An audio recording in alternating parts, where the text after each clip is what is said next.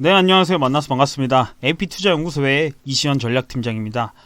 자, 오늘 굉장히 큰 상승이 있었던 어린이 괴질 테마주입니다. 바로 고려제약이 상한가를 29.86% 상승을 했고, 보령제약 또한 이제 굉장히 9%, 또 명문제약이 또 크게 상승을 했습니다. 25.66%. 또 조화제약 또한 이제 9% 이상의 상승을 했습니다. 먼저 굉장히 지금 이 어린이 괴질이 세계적으로 유행병이 될 수도 있다는 가능성과 지금 한국에서도 새롭게 2명의 의심 환자가 나옴으로써 우리나라에서도 이게 과연 쉽게 넘어갈 수 없는 문제다, 이렇게 되면서 이제 주식시장에 큰 수급이 들어온 날이었습니다. 자, 그런데 이제 비교 분석을 하려고 이렇게 4가지 종목을 가져 나왔습니다.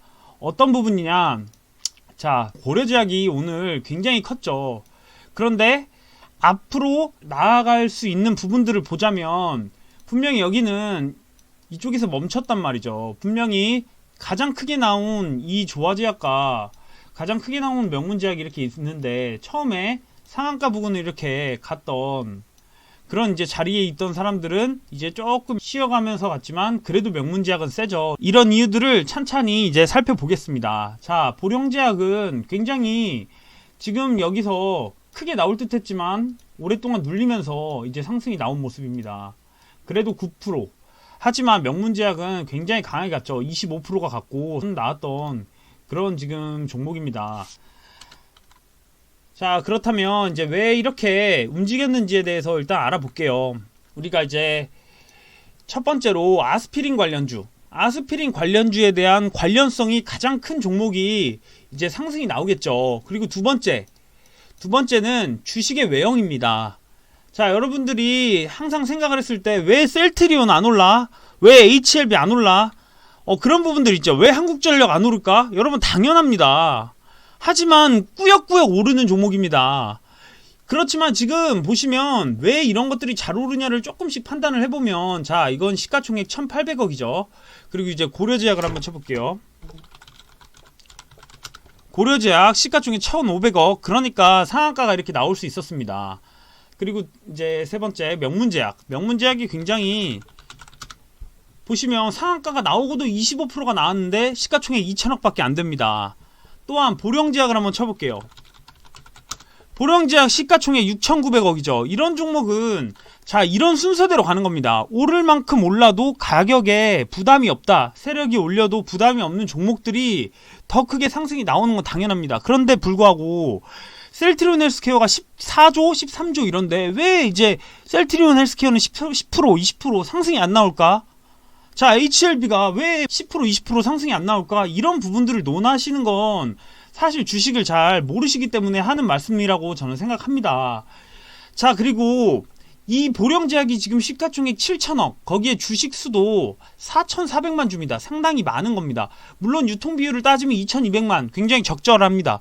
그렇기 때문에 사실은 보령제약도 우리가 오를 수 있다고 판단을 한 거고, 물론 보령제약도 그렇지만 우리 이제 AP투자연구소에서 보령제약, 고려제약 이런 것들을 이제 굉장히 유심히 보고 있었죠. 그런데 보령제약은 굉장히 안정적입니다. 떨어져도 분명히 지지선이 확실하기 때문에 사실 손실 볼 위험이 크지 않습니다. 이런 주식들은 보통 큰 금액을 갖고 하시는 분들은 이런 부분들을 이제 보령제약 같은 경우에 좀 매수를 크게 들어가도 안정적일 수 있는 부분이죠. 그렇지만 이제 고려제약 같이 시가총액 자체가 지금 지금 1500억 밖에 안 되는 종목에 1억씩 2억씩 담았다가 흔들리는 것 때문에 못 팔면 굉장히 이런 것도 손해가 크기 때문에 이제 자금에 따라서 자기가 얼만큼의 수익을 목표할 것이냐, 그런 부분을 분명히 따지고 들어가야 됩니다. 조화제약도 한번 볼게요. 자, 조화제약도 시총 1800억. 제가 이런 부분을 많이 잡습니다. 세력이 언제까지 모을 것이냐. 자, 이렇게 큰 거래량이 터졌는데 이렇게 눌리고 이걸 채워갔습니다. 결국에는 이 부분도 아직도 조화제약은 이렇게 큰 상승이 나왔지만 아직도 이런 식으로 이제 상황을 이제 지나가면 더 큰 상승이 있을 수 있다. 이런 부분들을 분명히 조화제약도 시가총액이 이 정도밖에 안 되기 때문에 고려해 볼 수 있습니다. 명문제약 또한 마찬가지입니다. 왜 이렇게 큰 상승이 2번이나 나오고도 앞으로도 기대가 되느냐. 이런 부분에서 분명히 거래량이 나오면서 이제 제대로 된 매집을 보여줬단 말이죠. 그러면서도 아직 시가총액 2천억밖에 안 되기 때문에 앞으로 뭐 이렇게 지금 이런 식으로 상승을 했지만 다시 이렇게 눌렸다가 또 이렇게 상승을 할 수 있는 부분이 저는 분명히 있다고 봅니다. 어린이 개질 한 번씩 이제 확진자나 의심 증상이 더 나올수록 거래량은 폭발할 것이고 개인들의 이제 수급은 더해질 것인데, 제가 말씀드린 이런 부분들을 반드시 참고하셔서 이렇게 굉장히 많은 종목들이 있는 부분들은 자기한테 무슨 주식이 맞는지, 어떤 종목이 아스피린과 굉장히 밀접한 관련이 있는지 이런 부분들을 확실히 체크하면서 매매를 진행하시면 도움이 될 것 같습니다. 네, 만나서 반갑습니다. AP투자연구소의 이시연 전략팀장이었습니다. 감사합니다.